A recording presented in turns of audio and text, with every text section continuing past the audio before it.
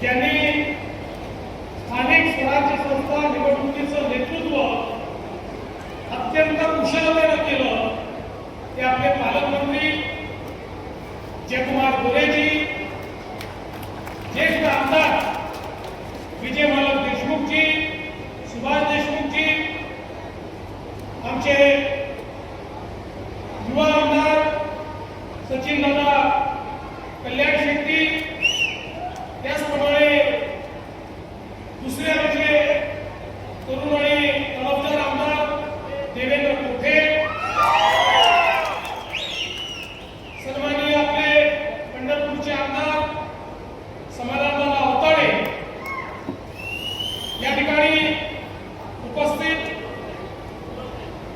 आपल्या सोलापूरचे नूतन महापौर श्री विनायक तोरणार, आपल्या जिल्हा परिषदेचे अध्यक्ष दीपक वैद्य, माजी खासदार श्री जयसिद्धेश्वर स्वामीजी, रणजित सिंग नाईक निंबाळकरजी, योगेश केळेकरजी, राम सातपुतेजी, प्रशांत मालक परिचारक, राजन मालक पाटील, दिलीप मानेजी, यशवंत मानेजी, रोहिणीताई कडवलकर, शशिकांत चव्हाण, नरसिंह मेघजी, रश्मीताई भागव, शहाजी पवार, चेतन सिंग केदार, इंद्रजित पवार, ज्ञानेश्वरी देवकर, रंजिता साकोते, मंचावर उपस्थित भारतीय जनता पक्षाचे तमाम पदाधिकारी, महानगरपालिका, नगरपालिका, नगर पंचायती, जिल्हा परिषद, पंचायत समिती या सर्व स्थानिक स्वराज्य संस्थांचे पदाधिकारी, नगरसेवक, सदस्य आणि उपस्थित सर्व माझ्या भगिनी आणि बंधू, सर्वप्रथम आज या ठिकाणी आपल्या समोर संबोधित करत असताना मी सोलापूरच्या जनतेचे या ठिकाणी हात जोडून नमन करेन की ज्या सोलापूर जिल्ह्यातल्या जनतेने भारतीय जनता पक्षावर ऐतिहासिक असा विश्वास या ठिकाणी दाखवला आहे. खरोखर सोलापूरकरांना मी सांगू इच्छितो, आम्ही तुमच्या कर्जामध्ये आहोत आणि हे कर्ज आम्ही विकासाच्या माध्यमातून फेडण्याचा प्रयत्न करणार आहोत.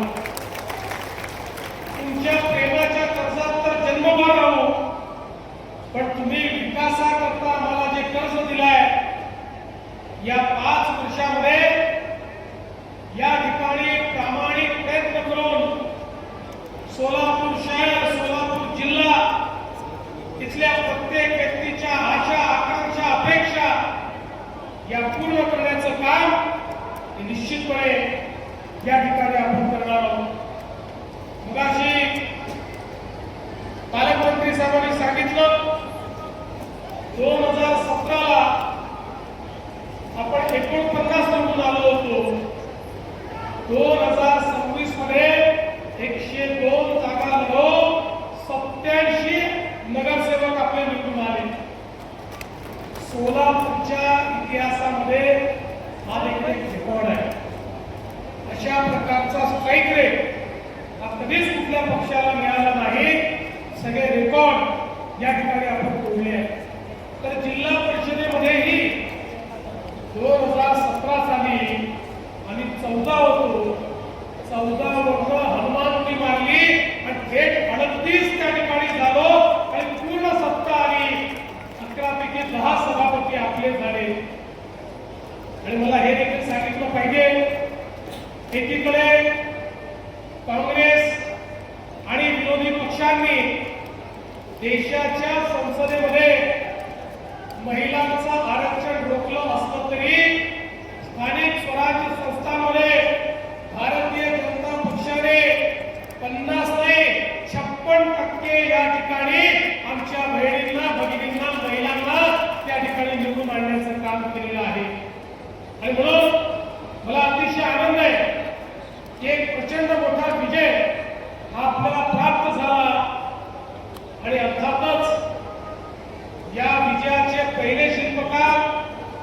ही शहराची आणि जिल्ह्याची जनता आहे. या विजयाचे दुसरे शिल्पकार भारतीय जनता पक्षाचा सामान्य कार्यकर्ता, एक कार्यकर्ता ज्यांनी बूथवर काम केलं तो कार्यकर्ता आहे. आणि अर्थातच या विजयाचे शिल्पकार, या निवडणुकीचं जे नेतृत्व करत होते, मग आपले पालकमंत्री जयकुमार गोरेजी असतील की ज्यांनी अतिशय उत्तम अशा प्रकारे हा सगळा समन्वय या ठिकाणी घडवला, नेतृत्व केलं, आव्हानांचा सामना केला. आणि सोबत आपली आमदारांची जी टीम आहे, मग या ठिकाणी विजय मालक असतील, सुभाष बाबू असतील, सचिन कल्याण शेट्टी असतील, समाधान होताळे असतील, देवेंद्र कोठे असतील किंवा आपले माजी आमदार आहेत रामभाऊ सातपुते, राजाभाऊ राऊत, नावं अनेक घेता येतील. आणि त्यासोबत शहराचे आणि जिल्ह्याचे पदाधिकारी या सगळ्यांनी मिळून हा विजय खेचून आणला. लक्षात ठेवा, हा विजय विकासाचा विजय आहे. हा विजय विकासावर ज्यांचा विश्वास आहे त्यांचा हा विजय आहे. आणि मोदीजींच्या नेतृत्वात होणाऱ्या परिवर्तनाचा हा विजय आहे, हे आपण सगळ्यांनी लक्षात ठेवलं पाहिजे. आणि म्हणूनच पहिल्यांदा तर निवडून आलेल्या सगळ्या लोकप्रतिनिधींना सांगतो, अनेक वेळा आपण निवडून आल्यानंतर आपल्याला असं वाटतं मी माझ्यामुळेच निवडून आलो आहे किंवा निवडून आली आहे, असा समज आपला असतो. आणि मग त्यातनं आपला व्यवहार बदलत जातो. एक गोष्ट सगळ्यांनी लक्षात ठेवा, लोक जसं तुम्ही केलेला विकास पाहतात तसं लोक तुमचा व्यवहार काय आहे हा देखील पाहतात. एक वेळ विकास कमी झाला तर चालतो, पण जनतेसोबत तुमचा व्यवहार कसा आहे हे सर्वाधिक महत्वाचं असतं. जनतेला विश्वास वाटला पाहिजे की भलेही एखादं काम होणार नाही, पण भारतीय जनता पक्षाच्या लोकप्रतिनिधीकडे आम्ही गेलो, आम्हाला सन्मान मिळेल, आमचं म्हणणं ऐकून घेतलं जाईल आणि आमच्याकरता प्रामाणिक प्रयत्न केला जाईल, अशा प्रकारची भावना जनतेमध्ये तयार झाली पाहिजे. आणि म्हणून निवडून आलेल्या एकेका लोकप्रतिनिधीला सांगतो, या ठिकाणी भाजपची परीक्षा मोदीजींनी काय काम केलंय याच्यावर तर होणारच आहे, पण त्यासोबत स्थानिक व्यवहार कसा आहे याही माध्यमातून या ठिकाणी होणार आहे. त्यामुळे कुठल्याही परिस्थितीमध्ये पारदर्शी प्रामाणिकतेनं काम झालं पाहिजे. कुठल्याही प्रकारचा भ्रष्टाचार आम्ही खपवून घेणार नाही. या ठिकाणी एखाद्याला पदावर काढावं लागलं किंवा एखादं पद हातात नाही केलं तरी हरकत नाही. लोकांनी पारदर्शी प्रामाणिकतेने काम करण्याकरता आपल्याला निवडून दिलेलं आहे.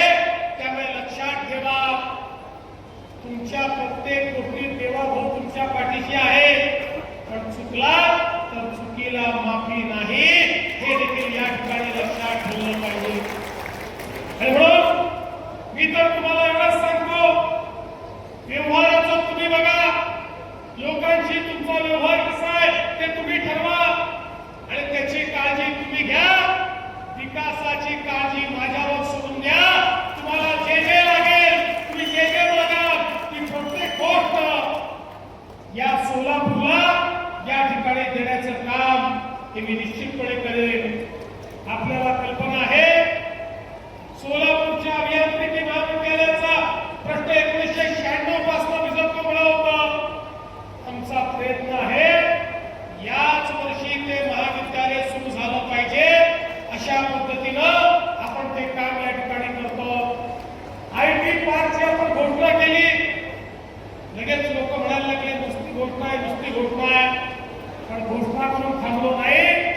फेब्रुवारीमध्ये जागा हस्तांतरणाचा आदेश देखील काढला आणि आता एक अत्यंत उत्तम अशा प्रकारचा IT पार्क हा सोलापूरमध्ये तयार करून आमच्या शिकल्या सवरल्या मुलांच्या हाताला काम या सोलापूर देण्याचा प्रयत्न आमचा असणार आहे. मला इथे आलो त्यावेळी आमच्या गारमेंट असोसिएशनचे लोक भेटले.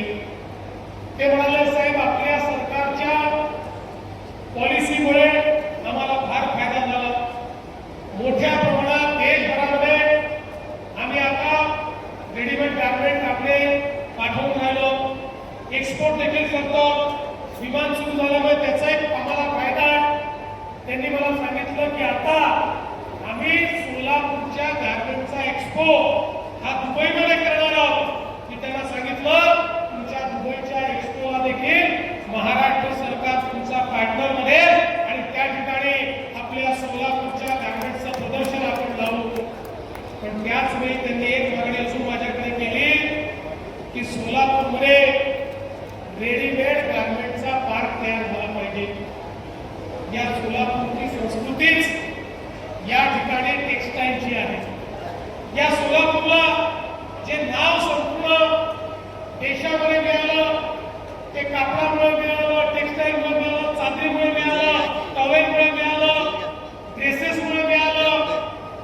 आणि म्हणून मी आज आपल्याला आश्वासित करतो एक आधुनिक रेडीमेड गारमेंट पार्क देखील या सोलापूरमध्ये आम्ही तयार करू आणि त्यातून तिथल्या लोकांच्या हाताला काम मिळेल आणि आपल्या शहरामध्ये मोठ्या प्रमाणात या ठिकाणी समृद्धी येईल. आपण सोलापूर करता पिण्याच्या पाण्याची योजना मंजूर केली. आधी पाणी आणलं, आता ते प्रत्येक घरापर्यंत पोहोचवतो. माझी पदाधिकाऱ्यांना विनंती आहे आणि पालकमंत्री महोदय आपल्याला विनंती आहे, हे काम फार अडचणीचं असतं. नाराजी सहन करावी लागते, रस्ते खोदावे लागतात, अतिक्रमण थोड्या प्रमाणात काढावी लागतात. त्यामुळे पाईप सरळ टाकता येतो, कोणाच्या घराकडून पाईप जाऊ शकत नाही. त्यामुळे याच्यामध्ये आपल्याला खूप लक्ष घालावं लागेल. निधीची कमतरता नाही, पैसा पूर्ण मिळेल. पण माझी अपेक्षा आहे 5 वर्षांनी जेव्हा सोलापूरकरांकडे मत मागण्याकरता आपण येऊ त्यावेळी सोलापूरच्या प्रत्येक घरात दररोज मुबलक पाणी असलं पाहिजे. नळ उघडला तर प्रत्येकाला पाणी मिळालं पाहिजे. या दृष्टीनं आपल्याला हे काम करायचं आहे. उदाहरणाच्या संदर्भात तुम्ही आता सांगितलंय केंद्राच्या ज्या अडचणी आहेत तुम्ही माझ्याकडे पत्र द्या. मी 15 दिवसात केंद्र सरकारमध्ये बैठक लावतो आणि या तिन्ही डिपार्टमेंटच्या एनओसी आपल्याला कशा मिळतील हा प्रयत्न देखील आपण करू. एवढंच नाही तर आता कामगारांच्या 13 चाळी आणि 22 सोसायट्या याच्यामध्ये फ्री होल्ड करण्याचा विषय समोर आलेला आहे. निश्चितपणे त्याचाही निर्णय आपण करणार आहोत. सोलापूरचं एअरपोर्ट सुरू झालं, एअरपोर्टवर विमानसेवा सुरू झाली. आता पुढच्या टप्प्यामध्ये नाईट लँडिंगचं काम देखील या एअरपोर्टवर करायचं आहे आणि मुंबईला योग्य वेळी विमान जाईल अशा पद्धतीची विमानसेवाही सुरू करायची आहे. मी तुम्हाला एवढं निश्चितपणे सांगतो, ऑपरेटरशी आपण बोलू. ऑपरेटर जो स्लॉट नवी मुंबई एअरपोर्टवर मागेल तो मिळवून द्यायची जबाबदारी माझी आहे. मी तो स्लॉट मिळवून देईल आणि दिवसाची विमानसेवा जी आहे ती आपल्याला या ठिकाणी करायची आहे. आणि आता बसवेश्वर स्मारकाकरता जागा उपलब्ध झाली आहे.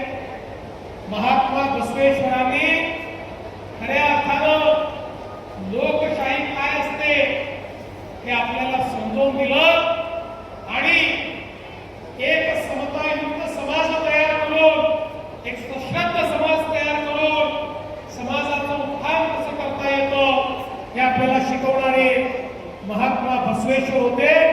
त्यामुळे आता याकरता जो काही निधी लागेल तो तात्काळ उपलब्ध करून देण्यात येईल आणि अतिशय सुंदर अशा प्रकारचं या ठिकाणी भगवान बसवेश्वरांचं स्मारक हे आपण तयार करू. आपल्याला कल्पना आहे पंढरपूरला आपण कॉरिडॉरचं काम करतोय. याच वर्षी हे काम हातामध्ये घ्यायचं आहे. अनेक लोक शंका कुशंका उपस्थित करतात, लोकांना घाबरवण्याचं भडकवण्याचं काम करतात. आम्ही प्रत्येकाला उत्तम मोबदला देतो.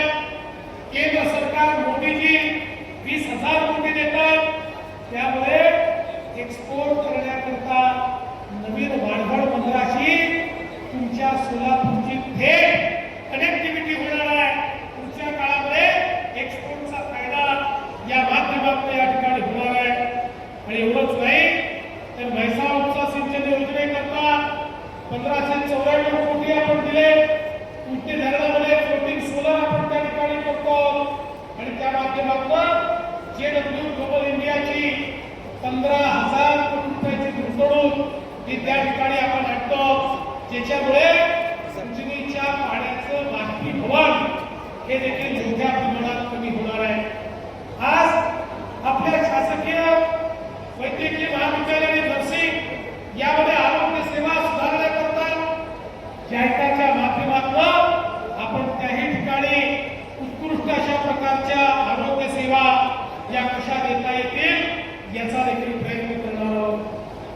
हे शहर असो या जिल्हा असो, या जिल्ह्यामध्ये खरं म्हणजे इतक्या मोठ्या प्रमाणात धार्मिक पर्यटनाचा वाव आहे. मी आता इथे येण्याच्या आधी बार्शीला भगवंतांच्या प्रगट दिनोत्सवाला जाऊन आलो. त्या ठिकाणी देखील अतिशय मोठ्या प्रमाणात 1000 वर्ष जुनं प्राचीन अशा प्रकारचं मंदिर, पांडुरंगाचं मंदिर, बाजूला धाराशिवमध्ये आई तुळजाभवानी, त्या ठिकाणी अक्कलकोटमध्ये स्वामी समर्थ. मला असं वाटतं की एक प्रकारे संपूर्ण महाराष्ट्राची आध्यात्मिक शक्ती या सगळ्या पंचक्रोशीमध्ये आपल्याला पाहायला मिळते. आणि म्हणून या जिल्ह्याचा आशीर्वाद मिळणं, या शहराचा आशीर्वाद मिळणं, सिद्धरामेश्वरांचा आशीर्वाद मिळणं हे मी आपलं भाग्य समजतो. आणि पुन्हा एकदा आपल्या सगळ्यांना सोलापूरकरांना या ठिकाणी आश्वस्त करतो की सोलापूरकरांनो, आपला विश्वास वाया जाणार नाही. आपल्या विश्वासाला आम्ही पुतळा होण्याकरता दिवस रात्र मेहनत करू. आणि आमचे निवडून आलेले लोकप्रतिनिधी हे पारदर्शी प्रामाणिकतेतून आपली सेवा करतील हा विश्वास व्यक्त करतो. पुन्हा एकदा